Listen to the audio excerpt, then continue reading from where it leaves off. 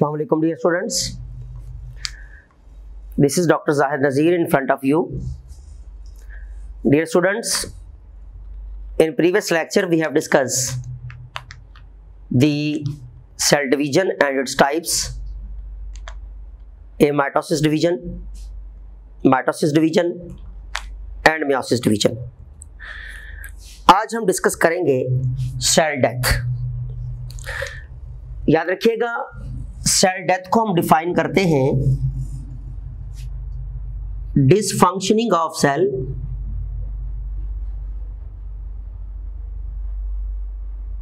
Functioning of cell physiologically and biochemically.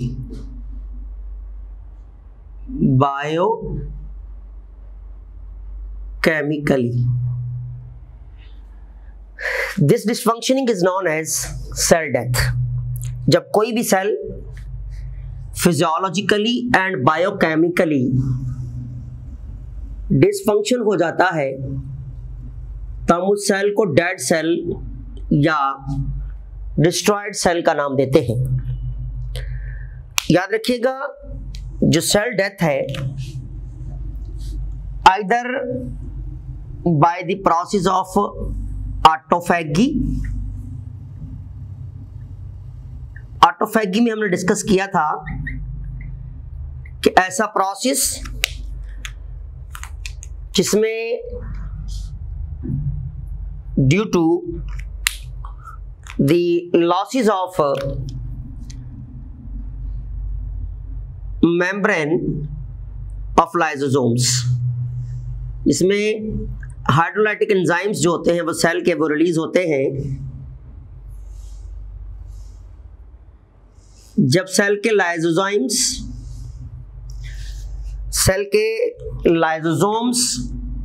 Release करते हैं अपने एंजाइम्स इन द सेल, तो सेल जो है वो सेल्फ डिस्ट्रक्शन में जाता है। It is called self destruction of cell due to the membrane lysis of lysosomes. जब लाइसोसोम्स मेम्ब्रेन लाइसिस में जाते हैं and by release of hydrolytic enzymes, तो सेल जो है वो सेल्फ डिस्ट्रक्शन में जाएगा। सेल, ये एंजाइम जो है ये सेल की ऑर्गेनल्स की मेम्ब्रेन्स, सेल की प्रोटीन्स, सेल की जो मेन सेल मेम्ब्रेन है इसकी प्रोटीन्स को डिस्ट्रॉय करना शुरू कर देते हैं और इस प्रोसेस को ऑटोफैगी कहते हैं और ऑटोफैगी डिस्ट्रक्शन कहा जाता है सेल की। दूसरी हमारे पास जो टाइप है दैट इज द नेक्रोसिस। याद रखिएगा, नेक्रोसिस एक ऐसी सेल डेथ है जिसमें सेल जो है due to any sort of injury, इसका काज है दी इंजरी। जब किसी भी किस्म की इंजरी की वजह से cell lose their normal signals, normal survival signals को लूज कर देता है और सेल डिस्ट्रक्शन होती है। Cell destruction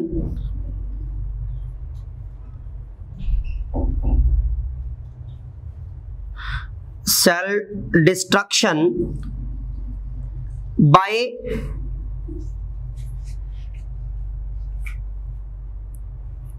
their damaging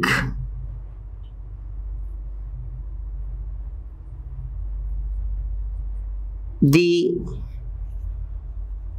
organelles and biochemicals of cell। इसमें क्या होता है कि जब कोई भी सेल, फॉर एग्जाम्पल ये हमारे पास टिश्यू है जिसे हम कहते हैं इंजर्ड टिश्यूज, जब इंजर्ड टिश्यूज बायोकेमिकली और स्ट्रक्चरली डैमेज होते हैं बाय इंजरी, तो इसके जो ऑर्गेनल्स होते हैं एंड बायोकेमिकल्स होते हैं, they become change into the toxins. These are called toxins, and release of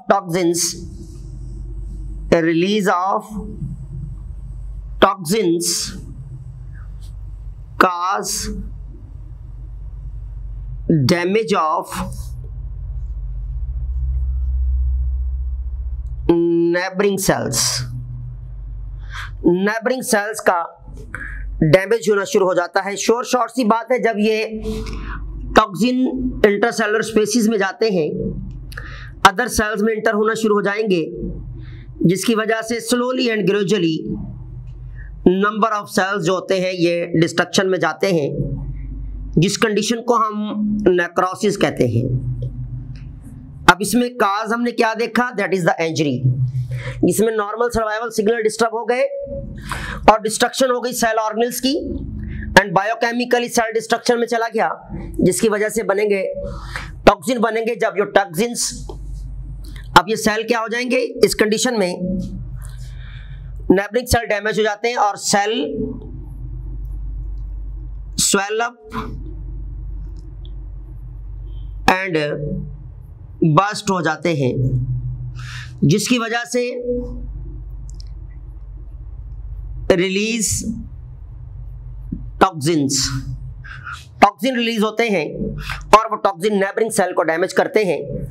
इसलिए कहा जाता है कि जब कोई नेक्रोसिस हो जाता है, जब कोई पार्ट नेक्रोटिक चला जाए, तो हमारे मेडिकल साइंस में इसको हम लेप्रोटॉमी में ले जाते हैं, उसको कट ऑफ कर देते हैं, ताकि जो है वो फर्दर नेक्रोसिस ना हो। ऐसा ना हो कि ये नेक्रोसिस बढ़ता बढ़ता एक मुकम्मल ऑर्गन को डैमेज कर दे, इस वजह से फिर जो है उसको, उस पार्ट को कट ऑफ कर दिया जाता है, इसे लेप्रोटॉमी कहते हैं हम लोग, और ये इंजरी की वजह से। दूसरी हमारे पास जो टाइप है, that is the cell death, natural cell death, that is called apoptosis. Apoptosis याद रखिएगा, इसे हम कहते हैं pre programmed cell death. Pre programmed cell death का नाम दिया जाता है, प्री प्रोग्राम्ड सेल डेथ। ये प्री प्रोग्राम्ड सेल डेथ होती कब है, occurs during embryological development। जब एम्ब्रियोलॉजिकल डेवलपमेंट हो रही होती है, जब जायगोट एम्ब्रियो में जाता है और एम्ब्रियो में ऑर्गेनोजेनेसिस का प्रोसेस होता है, ऑर्गन्स बन जाते हैं, उस दौरान ये डिस्ट्रक्शन होती है, as well as in the adults, while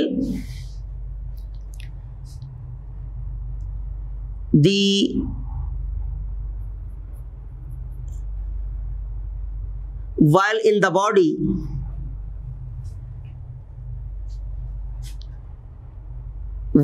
the body tumour cell develop. जैसे ट्यूमर सेल डेवलप होते हैं तो उस वक्त भी एडल्ट्स में भी एपोप्टोसिस होता है, बॉडी किसी हद तक जो ट्यूमरिक सेल है उसे कंट्रोल करने की पूरी कोशिश करती है। या during the course of development भी ये कंडीशन आती है। जिस तरह याद रखिएगा एपोप्टोसिस की हमारे पास एग्जांपल है the spaces between fingers and toes, fingers and toes. हमारी जो फिंगर्स एंड टोज है, अपर लिम्स और हाइंड लिम्स की, पाँव की और हाथों की, हमारी हैंड्स की और फीट्स की जो फिंगर्स एंड टोज है, याद रखिएगा जब इनकी फॉर्मेशन होती है तो ये आपस में जुड़ी हुई होती हैं। लेकिन जैसे जैसे डेवलपमेंट आगे प्रोसीड होती है, इनके दरमियान जो टिश्यू होते हैं वो अपोप्टोसिस में जाते हैं और आहिस्ता आहिस्ता ये डिसॉल्व होना शुरू होते हैं। तो आपकी जो फिंगर एंड टोज है, इनके दरमियान जो है गैप आ जाता है और आपकी फिंगर्स एंड टोज फंक्शनल हो जाती हैं। हम इनको बैंड कर सकते हैं, मूवमेंट में ला सकते हैं।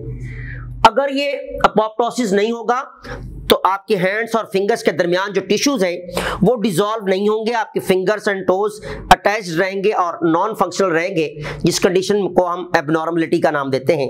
इट मींस यहाँ पर कोई जीन जो स्पेसिफिक टाइम और ऑफ यूनिट पे एक्टिवेट होना था वो एक्टिवेट नहीं होता, जिसकी वजह से जो है वो उंगलियां हाथों और पाँव की जुड़ी रह जाती हैं। तो ये एक होना लाजमी होता है during the course of development. या फिर मैंने आपको बताया कि जब हमारी बॉडी के अंदर ट्यूमर डेवलप हो रहा होता है तो उस वक्त भी हमारी बॉडी अपोप्टोसिस में ले जाती है, ले जाने की पूरी कोशिश करती है सेल्स को, ताकि ट्यूमर को कंट्रोल किया जाए किसी हद तक।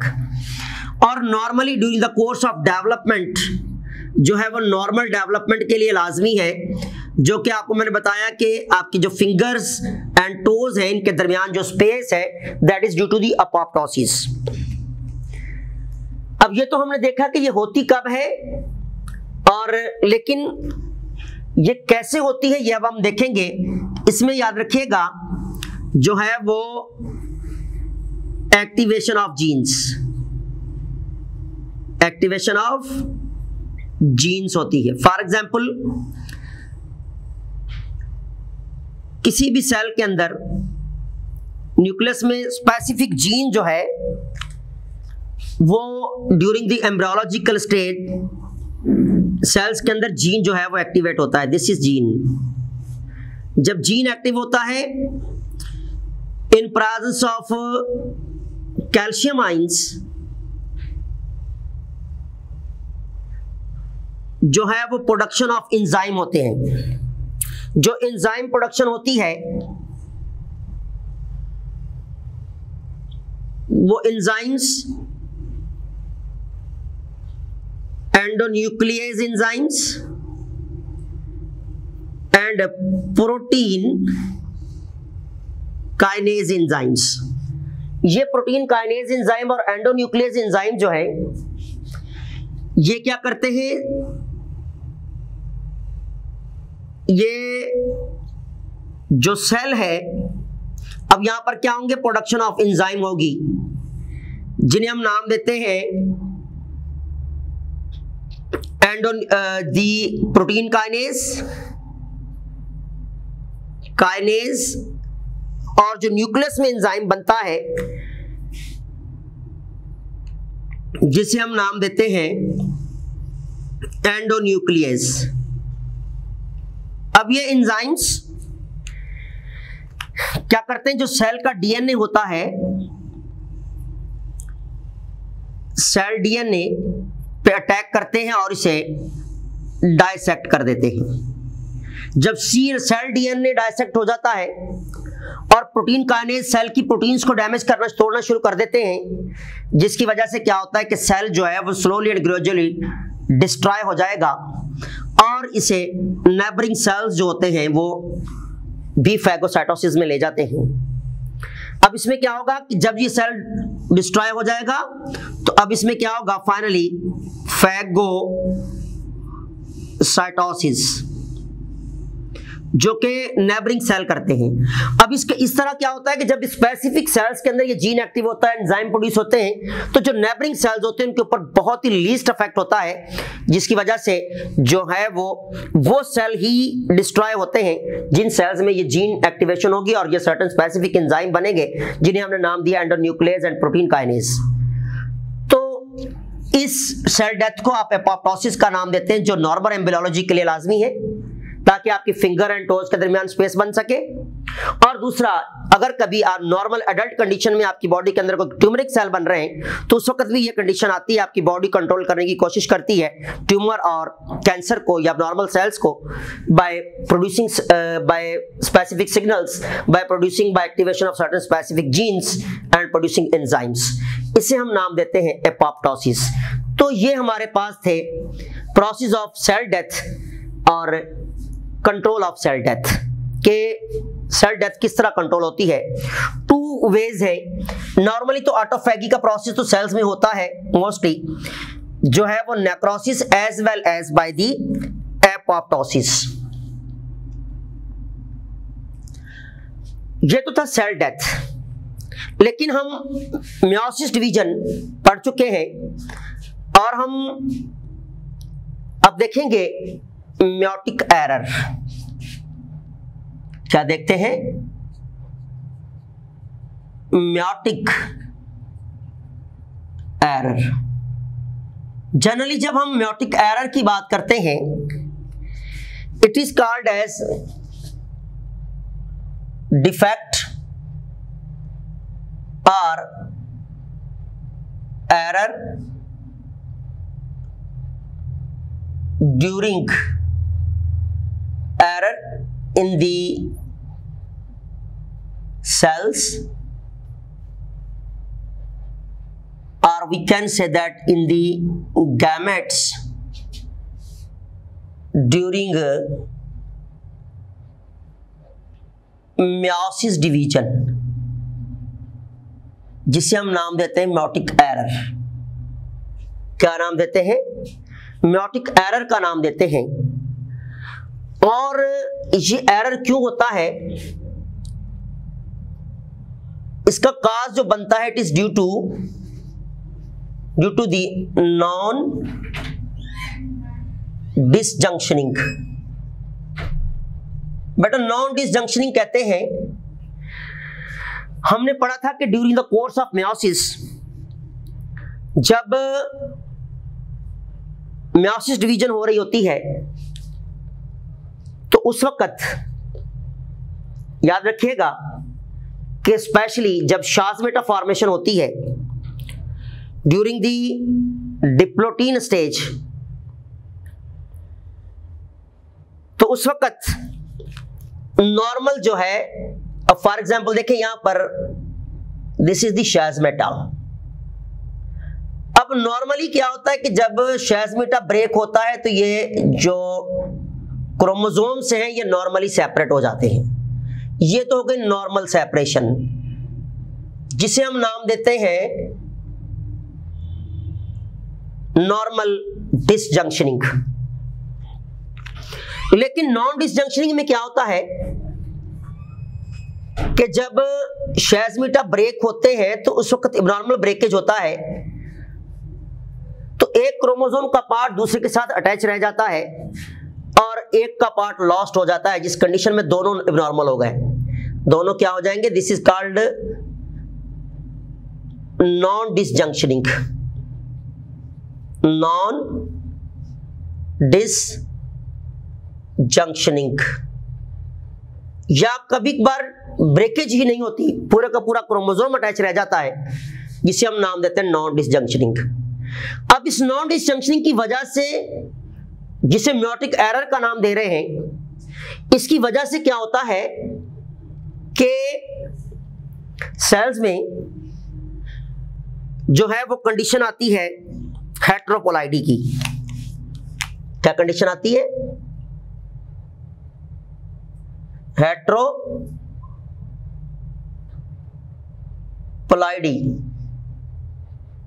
हेट्रोपोलाइडी condition means change in the normal number of chromosomes. Change in the normal number of chromosomes. लेकिन ये चेंज किस में आती है? In the cells or gametes. Gametes में जो चेंज आता है नॉर्मल नंबर ऑफ क्रोमोसोम में, जो आगे चल के बहुत सारा फिजियोलॉजिकली एंड मॉर्फोलॉजिकली डिफेक्ट्स में ले जाता है लिविंग बीइंग्स को, और वो प्लांट्स हो या एनिमल, इस कंडीशन को हेटेरोप्लाइडी कहते हैं। अब ये हेटेरोप्लाइडी कंडीशन अगर तो N1 या N2 है,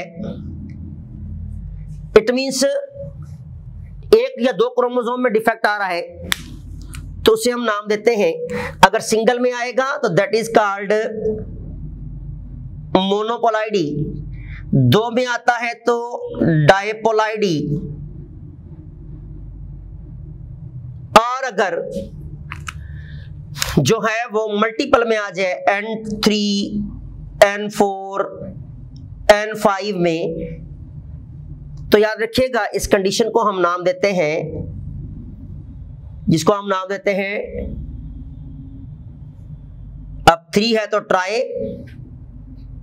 ऐसे है तो टेट्रा एंड देन पेंटा या सो ऑन, तो इस कंडीशन को आप नाम देते हैं पॉलीपोलाइडी।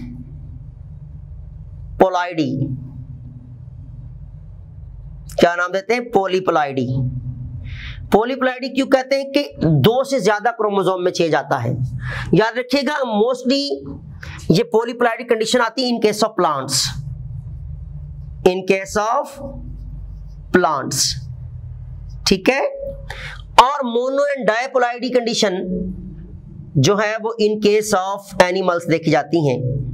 अब मोनो डाय तो प्लांट्स में भी हो सकती हैं, लेकिन पॉली कंडीशन प्लांट एनिमल में कम होती है, इसलिए in case of animals mono या डायपोलाइडी कंडीशन देखने में आती हैं, इसलिए इसको हम नाम देते हैं मोनोपोलाइडी या डायपोलाइडी, इसे जनरली कहते हैं पॉलीपोलाइडी। इसी तरह जब हम सब्ट्रैक्शन या एडिशन देख रहे होते हैं, उस कंडीशन को नाम देते हैं एनियोपोलाइडी। एनियोपोलाइडी क्या है? सब्ट्रैक्शन या एडिशन। सब्ट्रैक्शन, और we can say that the addition of chromosomes. Chromosomes में सब्ट्रैक्शन या एडिशन आ जाना, that is called aneuploidy condition.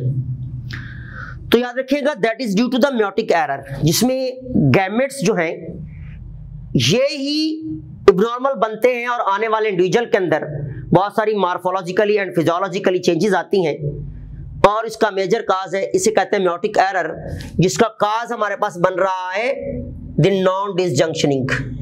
अब देखिए शेज़मेटा बन रहे होते हैं फॉर क्रॉसिंग ओवर के लिए, फॉर नॉर्मल जीन एक्सचेंजमेंट के लिए, लेकिन ये शेज़मेटा ब्रेक ही नहीं होते, जिसकी वजह से क्रोमोसोम सेपरेशन नॉर्मली नहीं ले पाएंगे और आगे चल के जिस गैमेट्स में जाएंगे the gamete will be abnormal.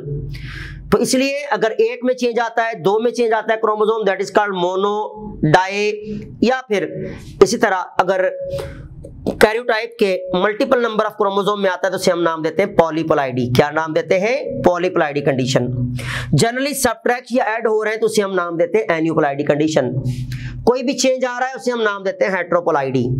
तो याद रखिएगा इसी एरर की वजह से, इसी पोलाइडी की वजह से जो है वो क्रोमोसोमल एब्नॉर्मलिटीज आती हैं, जिन्हें हम देखते हैं क्रोमोसोमल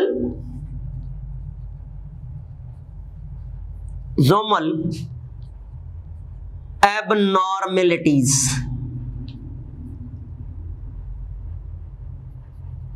तो बेटा क्रोमोसोमल एबनॉर्मेलिटीज जो हैं, जब हम क्रोमोसोमल एबनॉर्मेलिटीज की बात करते हैं, means due to the defect of the number of chromosomes, तो उसमें सबसे पहले डाउन सिंड्रोम, डाउन्स सिंड्रोम। बेटा डाउन सिंड्रोम जो है, याद रखिएगा डिफेक्ट इन द ऑटोसोम्स। पहले तो आप ये पॉइंट याद रखेंगे, it is the defect in the autosomes. जो अफेक्टेड इंडिविजुअल होता है उसका ऑटोसोम अफेक्टेड होता है। ये चेंज तो गैमेट्स ही में आया है, लेकिन गैमेट्स के जिस क्रोमोसोम में आया था वो ऑटोसोम थे, और specially 21th pair. For example ये 21th पेयर है क्रोमोसोम का। आपको पता है कि ऑटोसोम में एक मदर साइड से आ रहा होता है क्रोमोसोम, एक फादर साइड से आ रहा होता है, आके पेयर बनाते हैं। This is 21th pair. For example mother में या इन केस ऑफ फादर में किसी भी किस्म का कोई भी चेंज जब नॉन डिसजंक्शन की वजह से आ जाता है तो कोई एक्स्ट्रा पार्ट या एक्स्ट्रा क्रोमोसोम लगा रहता है क्रोमोसोम के साथ। जब वो ऑटोसोम एक नॉर्मल फादर साइड से आने वाले ऑटोसोम में अगर ये मदर साइड से डिफेक्टेड आया है तो ऑटोसोम के साथ मिलेगा। तो आपको पता होना चाहिए this is 1, 2 and 3। This condition is said to be triploidy. इसको ट्राइजोमी भी कहते हैं। क्या नाम देते हैं? This condition is said to be trisomy. इसे ट्राइजोमी भी कहा जाता है। ट्राइजोमी क्यों कहते हैं? कि इसमें 3 बॉडीज हो गई ना, 2 तो नॉर्मल पेयर था, एक एक्स्ट्रा ऐड हो गया 21th पेयर पे। इस कंडीशन को ट्राइजोमी भी कहते हैं। और इसमें जो अफेक्टेड इंडिविजुअल होता है that is the face value and appearance will be look like Mongolian, so called as mongolism. क्या नाम देते हैं इसको? हम मंगोलिज्म का नाम देते हैं इस कंडीशन को। मंगोलिज्म भी कहते हैं, ट्राइजोमी कंडीशन का नाम भी देते हैं। अब इस 21th पेयर के डिफेक्ट होने से जो सिम्टम्स आते हैं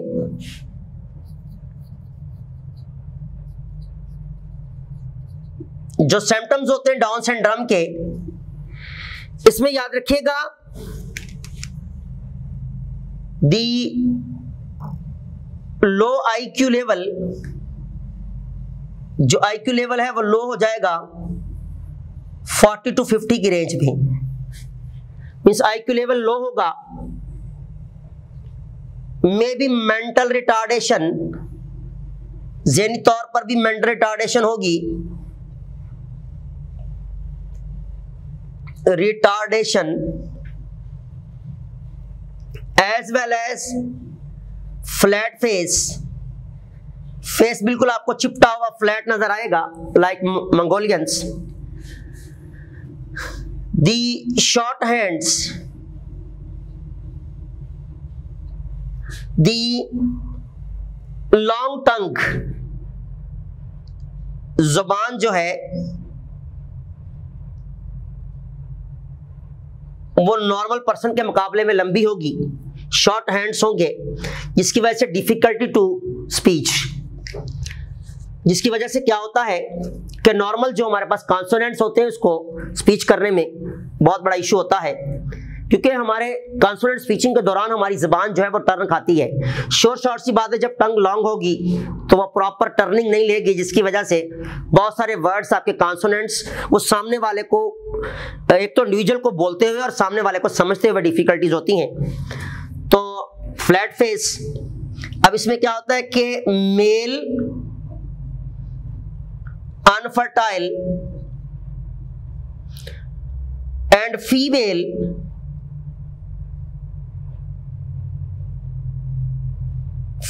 जो है, फीमेल में सम टाइम फर्टाइल।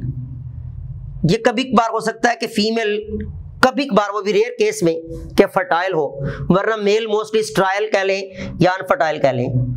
स्ट्राइल रहता है, अनफर्टाइल रहता है। ये वो सिम्टम्स है जो कि इस ऑटोसोमल डिफेक्ट की वजह से आते हैं, और वो पेयर था 21th, जिसे हम नाम देते हैं what is the down syndrome. अब लो IQ, mental retardation, flat face, short switcher. Short switcher, इसमें क्या होता है कि कंधे अंदर की तरफ झुके हुए होते हैं और नेक और शोल्डर्स के दरमियान जो गैप होता है ये भी नॉर्मल हो जाता है। Short switcher. फीमेल फर्टाइल हो सकती है लेकिन बहुत रेयर केसेस में, but male remain sterile, always sterile. Okay, ये वो सिम्टम्स हैं, ये जो, और नॉर्मल पेयर में चेंज आता है, एक नई एडिशन होती है, that is third body, that is called that's why it is called trisomy. Okay, अब ये तो था जो इंडिविजुअल के ऑटोसोम में चेंज आया था, लेकिन ऑटोसोम में कैसे चेंज आया था? जब मदर या फादर के बनने वाले gametes during meiosis division defected हुए थे, जब उनके ऑटोसोम डिफेक्ट हुए, वो आगे बच्चे में ट्रांसफर हुए, तो बच्चे में जो 21th पेयर आके बना है उसके अंदर ये नॉर्मलिटी है। देन हमारे पास next one, that is the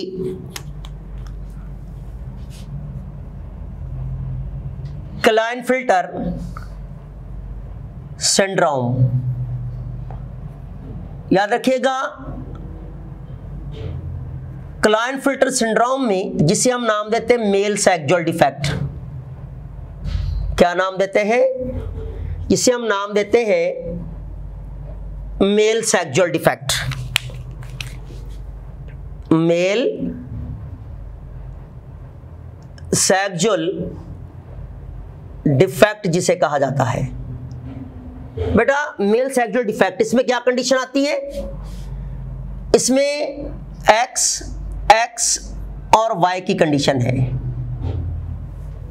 okay, इसलिए इस कंडीशन को भी आप ट्राइसोमी कहेंगे। क्या नाम देंगे? It is also called trisomy. अब इसमें क्या है? 2 X है, 1 Y है। ये मेल सेक्सुअल डिफेक्ट है और इसमें सिम्टम क्या होते हैं? Symptoms mixed secondary sexual characters. जो कैरेक्टर है वो मिक्स्ड होंगे। कैसे मिक्स्ड होंगे? कि याद रखिएगा, the development of breast development होगी, एज वेल एज मॉस्टिचिस और बियर्ड भी अपीयर होगी। मॉस्टिचिस भी होंगी, बियर्ड भी होगी, फीमेल की तरह ब्रेस्ट डेवलपमेंट भी होगी, और इस वजह से इसे कहते हैं mixed secondary sexual characteristics.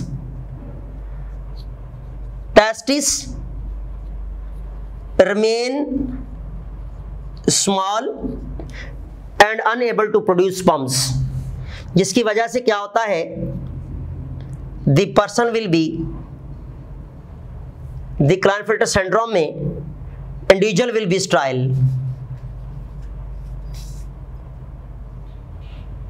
Individual sterile रहेगा, यानी अनफर्टाइल होगा।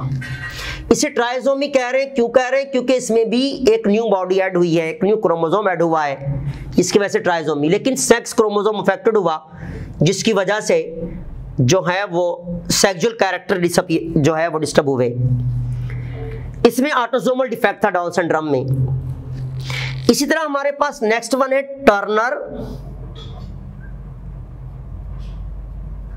टर्नर्स सिंड्रोम, जिसे हम नाम देते हैं दी फीमेल सेक्सुअल डिफेक्ट। इसे क्या नाम देंगे? फीमेल सेक्सुअल डिफेक्ट का नाम देते हैं। इसमें क्या होता है? एक्स एंड नॉट वाली कंडीशन आती है। वो कैसे आ सकती है? मैंने आपको बताया था, नॉन डिसजंक्शनिंग की वजह से, जिसके साथ कोई एक्स्ट्रा पार्ट क्रोमोसोम लग गया वो भी नॉर्मल, जहां से डिसअपीयर हो गया वो भी नॉर्मल। तो इसमें एक्स नॉट, जिस कंडीशन को आप नाम देते हैं मोनोजोमी। क्या नाम देते हैं? It is also called monosomy. Monosomy condition कहते हैं। और इसके जो सिम्टम्स हैं,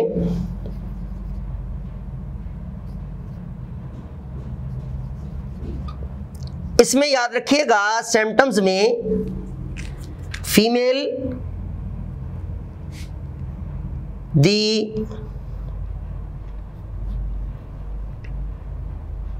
एबनॉर्मल रिप्रोडक्टिव ऑर्गन्स, फीमेल के जो रिप्रोडक्टिव ऑर्गन्स हैं वो एबनॉर्मल होंगे, फीमेल अनफर्टाइल होगी, means ovum and sperms produce नहीं कर पाएगी, as well as mentally normal होगी, mental normal but weak in mathematics, weak in